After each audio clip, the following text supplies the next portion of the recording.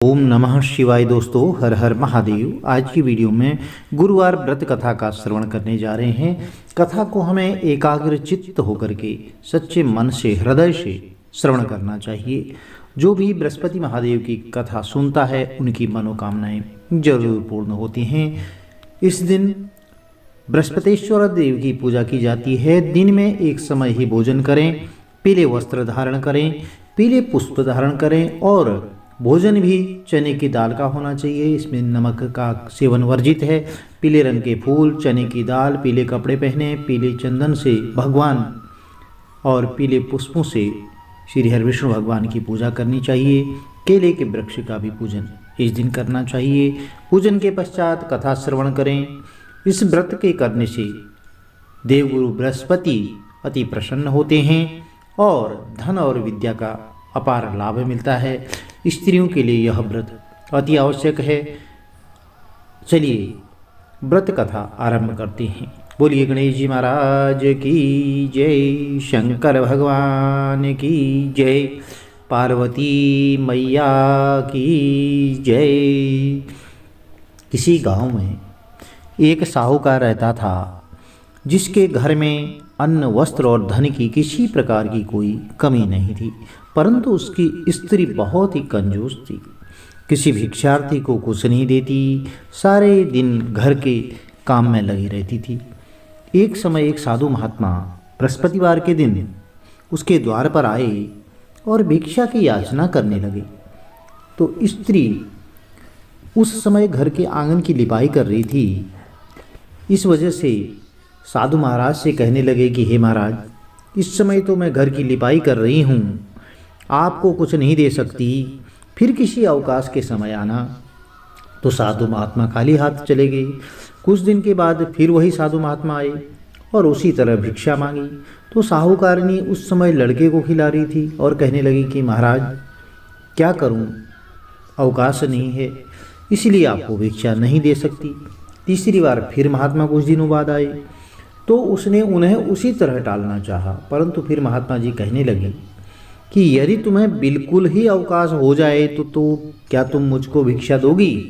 तो साहूकारनी कहने लगी, हाँ महाराज, यदि ऐसा हो जाए तो आपकी बड़ी कृपा होगी। साधु महात्मा जी कहने लगी, ठीक है, मैं एक उपाय बताता हूँ।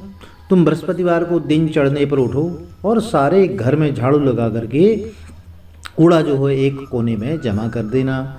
घर में चौका इत्यादि मत लगाना। फिर स्नान आदि करके घर वालों से कह दो कि उस दिन सब हजामत वस्तु बनाएं। रसोई बना करके चूल्हे के पीछे रखा करो और सामने कभी ना रखो। सायंकाल को अंधेरा होने के बाद दीपक जलाया करो और बृहस्पतिवार को पीले वस्त्र मत धारण करो, ना ही पीले रंग की चीज़ों का सेवन किया करो। यदि ऐसा करोगी तो तुमको घर का कोई काम नहीं करना पड़ेगा। तो साहूकारनी ने ऐसा ही किया। बृहस्पतिवार को दिन चढ़े उठी, झाड़ू लगाकर कूड़े को घर में जमा कर दिया। पुरुषों ने सब हजामत बनवाई और भोजन बनाकर चूल्हे के पीछे रखा। वह सब बृहस्पतिवारों को ऐसा ही करती रही। अब कुछ काल बाद उसके घर में खाने को दाना तक न रहा। थोड़े ही दिन में वह महात्मा फिर आए और भिक्षा मांगी, परंतु सेठानी ने कहा कि महाराज, मेरे घर में खाने को अन्न नहीं है, आपको क्या दे सकती हूँ? तब महात्मा ने कहा कि जब तुम्हारे घर में सब कुछ था तब भी तुम कुछ नहीं देती थी, अब पूरा का पूरा अवकाश है तब भी कुछ नहीं दे रही हो, तो तुम क्या चाहती हो वह कहो। तब सेठानी ने हाथ जोड़ करके प्रार्थना की कि महाराज, अब कोई ऐसा उपाय बताओ कि मेरे पहले जैसा धन धान्य हो जाए। अब मैं प्रतिज्ञा करती हूँ कि अवश्यमेव जैसा आप कहेंगे वैसा ही करूँगी। तब महात्मा जी ने कहा, बृहस्पतिवार को प्रातः काल उठ करके स्नान आदि से निवृत्त होकर के घर को गौ के गोबर से लिपाई करो और घर के सब पुरुष हजामत नहीं बनवाएं। भूखों को अन्न जल देती रहा करो। ठीक सायंकाल दीपक जलाओ। यदि ऐसा करोगी तो तुम्हारी सब मनोकामनाएं भगवान देवगुरु बृहस्पति अवश्य ही पूर्ण करेंगे। सेठानी ने ऐसा ही किया और उसके घर में धन धान्य वैसा ही हो गया जैसा कि पहले था। इस तरह भगवान बृहस्पति की कृपा से अनेक प्रकार के सुख भोग कर वह दीर्घ काल तक जीवित रही।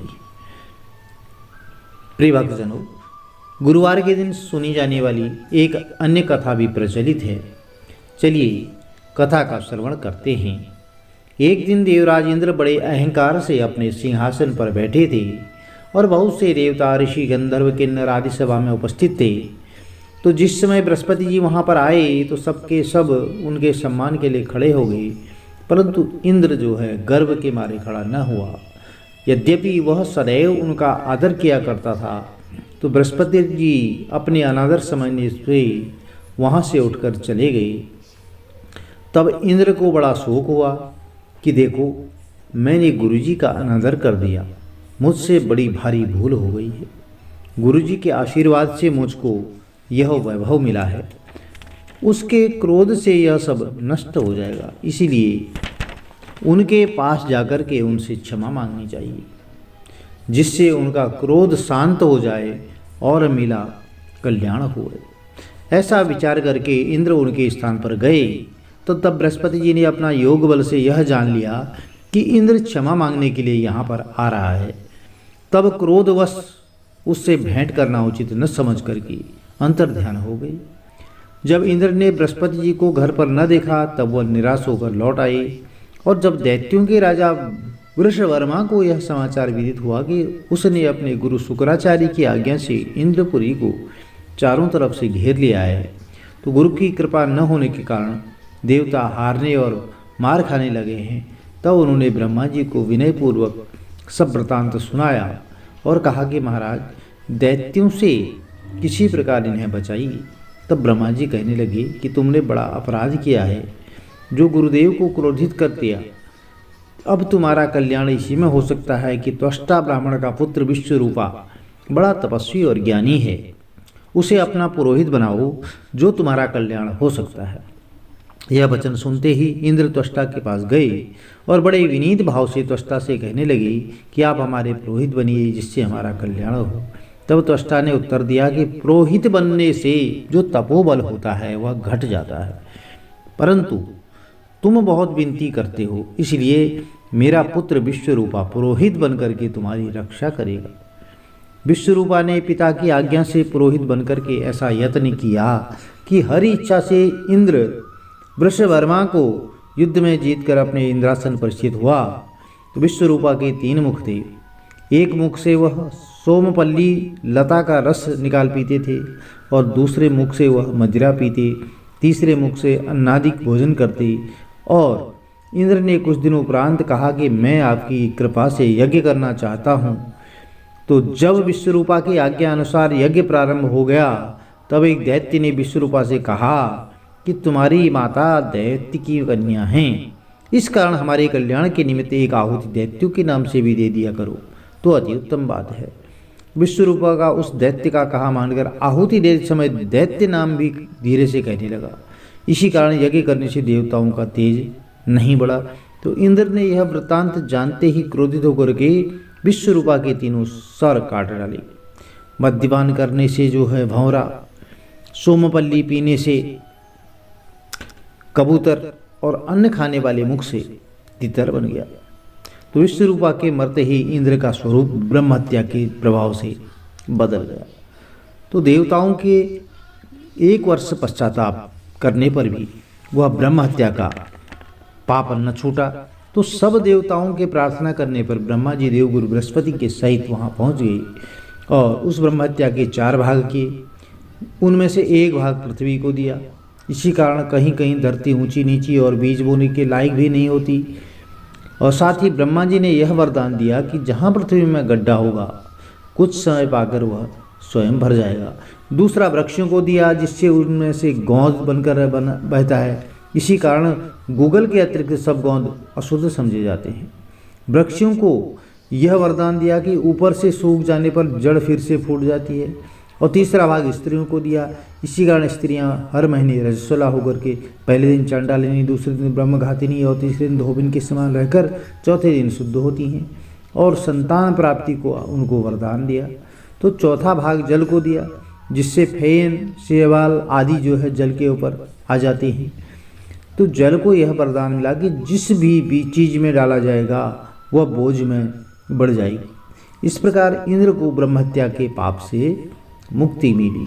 जो मनुष्य इस गुरुवार की व्रत कथा को पढ़ता है, सुनता है, उसके समस्त पाप देवगुरु बृहस्पति महाराज अपनी कृपा से नष्ट कर देते हैं।